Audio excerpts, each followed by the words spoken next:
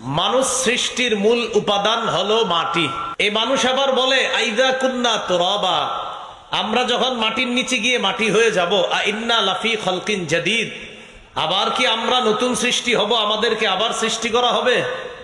হে মানুষ, তোমরা যদি পুনরুত্থানের ব্যাপারে সন্দিহান হয়ে থাকো, পুনরুত্থানের ব্যাপারে যদি তোমরা সন্দেহ পোষণ করো, তাহলে তোমরা জেনে নাও আমি তোমাদেরকে মাটি থেকে বানিয়েছি। সুম্মা মিন নুতফাতিন সুম্মা মিন আলাকা, এরপর শুক্র বিন্দু থেকে তোমাদেরকে সৃষ্টি করেছি, এরপর জমাট রক্ত থেকে সৃষ্টি করেছি। সুম্মা মিন মুদগাতিন মুখাল্লাকাতিন ওয়া গায়রি মুখাল্লাকাতিন লিনুবাইয়িনা লাকুম, এরপর পূর্ণ আকৃতি বিশিষ্ট অথবা অপূর্ণ আকৃতি বিশিষ্ট গোস্তপিণ্ড থেকে তোমাদেরকে সৃষ্টি করেছি। আল্লাহ বললেন, যারা পুনরুত্থানের ব্যাপারে সন্দেহ করে, নবী আপনি তাদেরকে জানায়া দেন যে আমি তো তোমাদেরকে সৃষ্টি করেছি মাটি থেকে।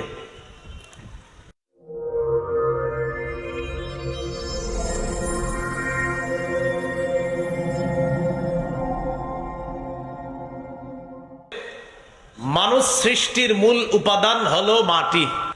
মাটি থেকে মানুষকে সৃষ্টি করেছে। এই মানুষ আবার বলে আইদা কুন্না তুরাবা, আমরা যখন মাটির নিচে গিয়ে মাটি হয়ে যাব, আইন্না লাফি খলকিন জাদিদ, আবার কি আমরা নতুন সৃষ্টি হব, আমাদেরকে আবার সৃষ্টি করা হবে? মানুষ এই কথা বলে। তো এই জন্য মনে রাখতে হবে, মানুষ সৃষ্টির মূল উপাদান মাটি। আমাদের আব্বা আদম, আমি এখন যে বাংলাটা বলবো এই বাংলাটা মনে রাখবেন। আদম নবী এবং বনি আদম তথা বাশার বা মানুষের মূল উপাদান হলো মাটি। আদম নবী এবং বনি আদম তথা বাশার বা মানুষের মূল উপাদান হলো মাটি। বলেন তো, আদম নবীর মূল উপাদান কি? বনি আদমের মূল উপাদান বাশার, যারা আমরা মানুষ, মানুষের মূল উপাদান মাটি। আদম নবীর মূল উপাদান মাটি। আদম নবীরে আল্লাহ কিভাবে সৃষ্টি করেছেন এর 5টা ধাপ মনে রাখবেন। 1 নাম্বার ধাপ মাটি। 2 নাম্বার ধাপ এই মাটিকে পানি দিয়ে গোলানো হয়েছে, গুলিয়ে কাদা বানানো হয়েছে। 3 নাম্বার ধাপ এই কাদা মাটিকে আঠালো বানানো হয়েছে। 4 নাম্বার ধাপ আঠালো মাটিকে শুষ্ক ঠনঠনে পোড়া মাটি বানানো হয়েছে। 5 নাম্বার ধাপ শুষ্ক ঠনঠনে পোড়া মাটিকে কালচে মাটি বানিয়ে এটাকে আল্লাহ মানুষ বানিয়ে তার মধ্যে রূহ দিয়ে দিছে। কয়টা ধাপ বললাম? 5টা। 1 নাম্বার মাটি। 2 নাম্বার পানি দিয়ে গুলে ওই মাটিকে কাদা। 3 নাম্বার সেই কাদাকে বানানো হয়েছে আঠালো। 4 নাম্বার আঠালো মাটিকে বানানো হয়েছে শুষ্ক ঠনঠনে পোড়া মাটি। 5 নাম্বার শুষ্ক ঠনঠনে পোড়া মাটিকে বানানো হয়েছে কালচে মাটি। এই যে 5 ধাপে আল্লাহ আদমকে বানিয়েছেন, এই 5 ধাপের দলিল খুব মনোযোগ দিয়ে শোনেন। ফ্যান ফ্যান আমার 1 নাম্বার মাটি দলিল, সূরা আলী ইমরানের 59 নম্বর আয়াতে আল্লাহ বলেন, ইন্না মাসালা ঈসা ইনদাল্লাহি কামাসালি আদম খালাকাহু মিন তুরাব। আল্লাহ বলেন, নিশ্চয়ই ঈসা আলাইহিস সালাতু ওয়াস সালামের দৃষ্টান্ত আল্লাহর কাছে আদম নবীর মতো। খালাকাহু মিন তুরাব, আল্লাহ আদম নবীকে সৃষ্টি করেছেন মাটি থেকে। তাহলে 1 নাম্বার উপাদান পেয়ে গেলাম মাটি, প্রথম ধাপ। দ্বিতীয় ধাপ মনে আছে আপনাদের? পানির সাথে মিশিয়ে ওই মাটিকে বানানো হয়েছে কাদা।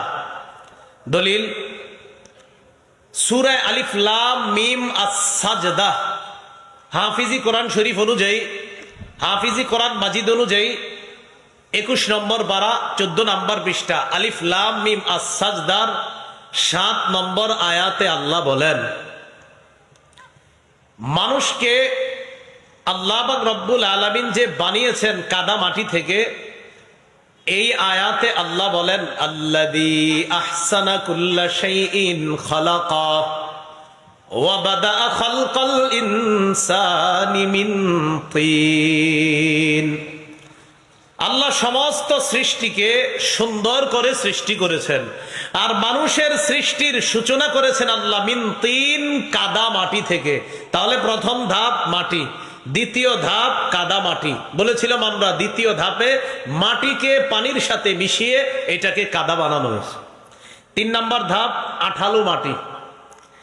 এটারে যে আঠালো বানানো হয়েছে দলিল 23 নম্বর পারা সূরা আস-সাফাত, হাফিজি কোরআন হাকিম অনুযায়ী 5 নম্বর পৃষ্ঠা।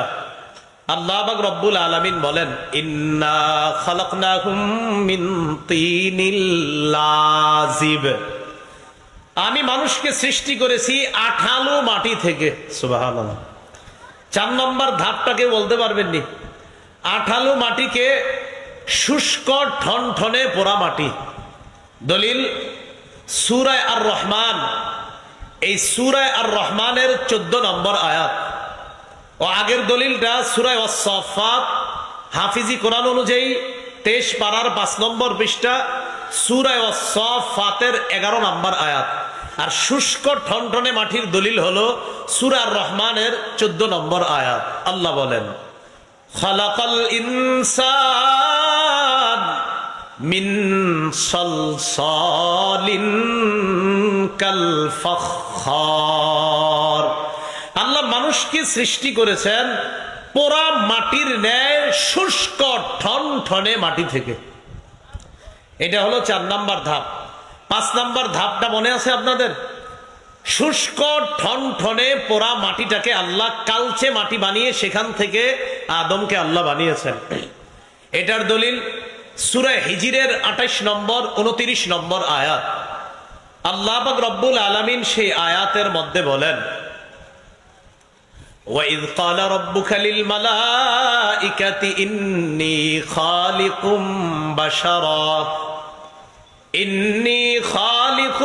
بَشَرًا مِّن صَلْصَالٍ مِّنْ حَمَإٍ مَسْنُونٍ।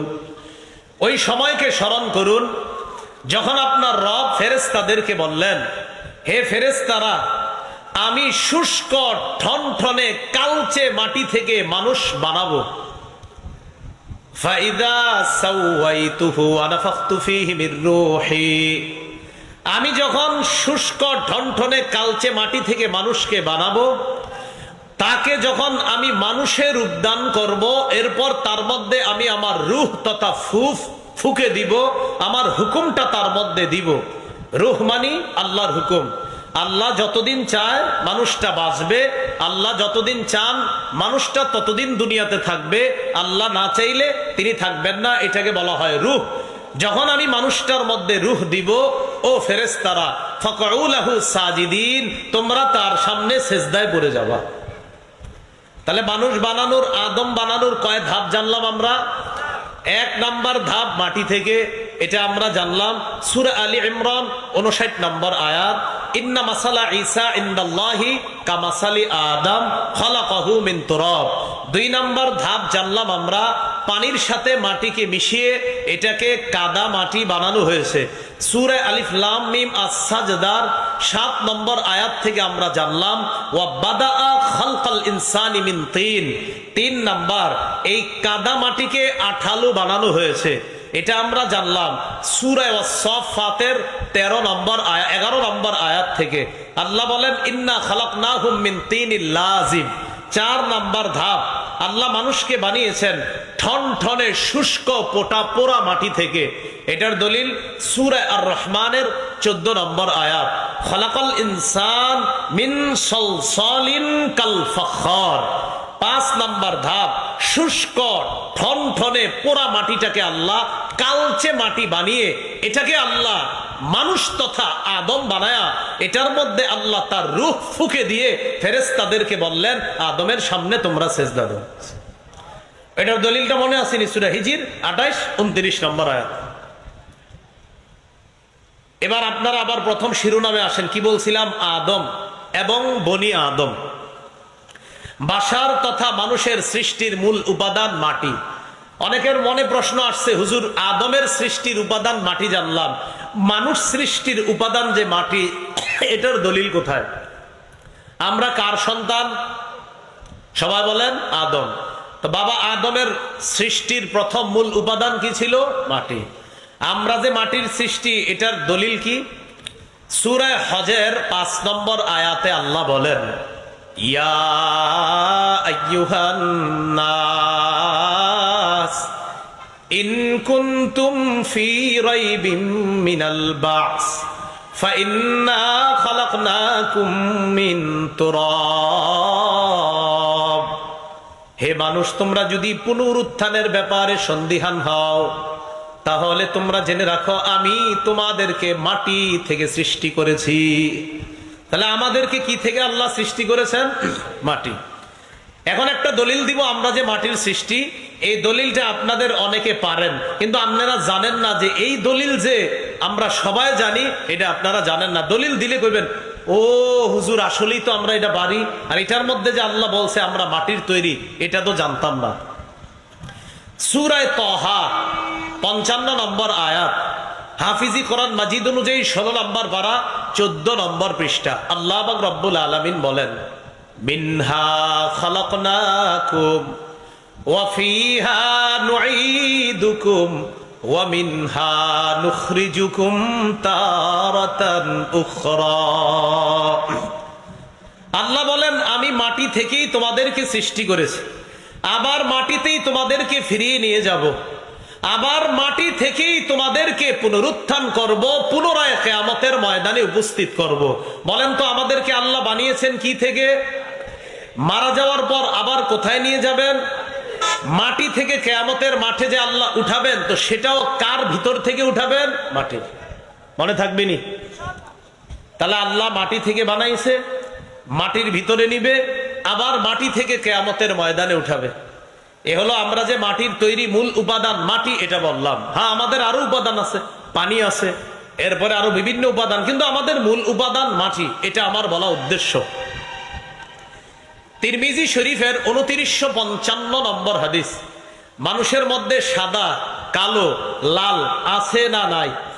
কেন সাদা হয়, কেন লাল হয়, কেন কালো হয়? কেন? সবাই তো সাদা হতে পারত, সবাই তো লাল হতে পারত, সবাই তো কালো হতে পারত, বিভিন্ন জন বিভিন্ন ধরনের কেন হয়? তিরমিজি শরীফের ২৯৫৫ নম্বর হাদিস, মানে ২৯৫৫, قال رسول الله صلى الله عليه وسلم إن الله خلق آدم من قبضة قبضها من جميع الأرض। রাসূলুল্লাহ সাল্লাল্লাহু আলাইহি সাল্লাম বলেন, আল্লাহ পাক রব্বুল আলামিন সমগ্র পৃথিবী থেকে এক মুঠো মাটি দিয়ে আদম নবীকে সৃষ্টি করেছেন। আবার বলছি, আল্লাহ পাক রব্বুল আলামিন সমস্ত পৃথিবী থেকে এক মুঠো মাটি নিয়ে কাকে সৃষ্টি করেছেন? আদম। এবার নবী কি বলে দেখেন, ফাজা বনু আদম আলা কাদারিল আরদ। এই জন্য আদম সন্তানরা দুনিয়াতে আসে মাটির পরিমাণ অনুযায়ী। কয় মাটির পরিমাণ অনুযায়ী মানি? ফাজা মিনহুমুল আহমার, তাদের মধ্যে কেউ হয় লাল, এর মানে তার মধ্যে লাল মাটি বেশি পড়ছে। সুবহানাল্লাহ। ওয়া মিনহুমুল আবিয়াদ, তাদের মধ্যে কেউ হয় সাদা, এর মধ্যে তার মধ্যে সাদা মাটির বেশি পড়ছে। ওয়াল আসওয়াদ, তাদের মধ্যে কেউ হয় কালা, এর মানে তার মধ্যে কালা মাটিরা বেশি পড়ছে। কি বুঝছেন নি আপনারা? অনেকে হাসতেছে কালো মানুষের দিকে তাকায়া, এইটা ঠিক করেন না। আদম নবীকে আল্লাহ পুরা পৃথিবী থেকে বানাইছে এক মুঠো মাটি দিয়ে, তাই আদম সন্তান মাটির পরিমাণ অনুযায়ী দুনিয়াতে আসে। কেউ হয় লাল, তার মানে তার মাঝে লালের অংশটা বেশি, কেউ হয় সাদা, তার মাঝে সাদার অংশটা বেশি। ওয়াল আসওয়াদ, কেউ হয় কালো, তার মানে মানে তার মাঝে কালোর অংশ বেশি। নবী কয় ওয়া বাইনা জালিকা, আবার কেউ লাল সাদা সংমিশ্রণ মিশ্রিত রঙে দুনিয়াতে আসে। কয় আমার ছেলেটা সুন্দর, একটু সাদা, কিন্তু মাঝে মাঝে তার মাঝে একটু লাল লাল ভাব আছে। কয় আমার ছেলেটা হলুদ সুন্দর, লাল সুন্দর। কেন লাল সুন্দর কয়? মানে ও সুন্দর একটু লাল লাল ভাব, ও সুন্দর একটু কমলা রঙের ভাব, ও সুন্দর একটু হলুদ ভাব। যেমন আমাদের নবীজি দেখতে কেমন ছিলেন? সহিহ বুখারীর 3547 নম্বর হাদিস, আনাস ইবনে মালিক রাদিয়াল্লাহু তাআলা আনহুর বর্ণনা। তিনি বলেন আজহারুল লাউন, রাসূলুল্লাহ সাল্লাল্লাহু আলাইহি সাল্লাম কেমন ছিলেন? আজহারুল লাউন লাইসা বিআবিয়াদ আমহাকা ওয়ালা বিআদামা, নবী ধবধবে সাদা ছিলেন না, আবার একবারে টমাট বর্ণের ছিলেন না। আচ্ছা তাহলে কেমন ছিলেন? নবী এমন ছিলেন লাল লাল ভাব গোলাপি রঙের ছিলেন। কি রঙের ছিলেন? আমার এটা বোঝানো উদ্দেশ্য না, আমার বোঝানো এটা উদ্দেশ্য। মানুষের মূল উপাদান, মানুষের মূল উপাদান। তো এরপরেও তো ঝগড়া করেন। যেমন এনে শুনছেন বয়ান, বাহিরে গিয়ে কইবেন আমনে ডামনে কোন আমগোটা আমরা। বলেন মানুষের মূল উপাদান মাটি। এটা খুব সারা জীবন মনে রাখবেন। ইনশাল্লাহ অন্য কোনো সময় বলবো আরেকটা আলোচনা, যে কাউরে নূর বললে তিনি নূরের তৈরি হওয়া আবশ্যক হয় না। এই ব্যাপারে এতগুলো দলিল দিব ইনশাল্লাহ। এই কটা না, এতগুলো। কাউরে নূর বললে যে নূরের তৈরি হয় না এতগুলো না, আরো বেশি হইব, আরো বেশি। নূর বললে যে নূরের তৈরি হয় না অসংখ্য গণিত দলিল দিবে ইনশাআল্লাহ। বাকি আমাদের আজকের আলোচ্য বিষয় মানুষের মূল উপাদান মাটি। আর ওই মাটি থেকে আল্লাহ বানাইছে মানুষকে। ওই মানুষ যেন চিন্তা করে যে আমি কিয়ামতের ময়দানে আবার উঠবো মাটি থেকে। তো আল্লাহ বলেন একদল মানুষ কয় মাটি হয়ে গেলে আবার কিভাবে উঠবো? আল্লাহ কয় তাদেরকে জানায়া দেন আমি তাদেরকে মাটি থেকে বানাইছি, মাটিতে নিব, মাটি থেকে উঠাবো। এরা যেন কর্মফলকে অস্বীকার না করে, কর্মফল দেওয়ার জন্য কিয়ামতের ময়দানে আবার তাদেরকে উপস্থিত করব। ওইটাই আর আইতাল্লাযী ইউকাজ্জিবু বিদ্দীন, কর্মফল অস্বীকার করে। মাটি হয়ে গেলে আবার কিভাবে উঠবো? তাহলে এখান থেকে আমরা গিয়েছিলাম আমরা মাটির তৈরি, মাটিতে যাব, মাটি থেকে আবার উঠবো। আল্লাহ আমাদের আকীদাটা বিশুদ্ধ রেখে কবরে যাওয়ার তৌফিক দান করেন।